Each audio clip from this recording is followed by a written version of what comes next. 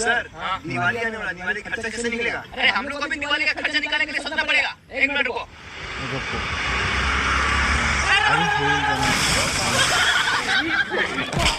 दिवाली का खर्चा निकालो। खर्चा मतलब हेलमेट नहीं पहना 2000 का चालान करेगा। चलो चलो 2000 चला गए। 2000 से कुछ ज्यादा ले लिया। देखा आ गया 2000। सर 2000 में क्या होगा? दिवाली है, छठ पूजा है। अरे अभी पूरा दिन बाकी है। देखो एक और आ गया।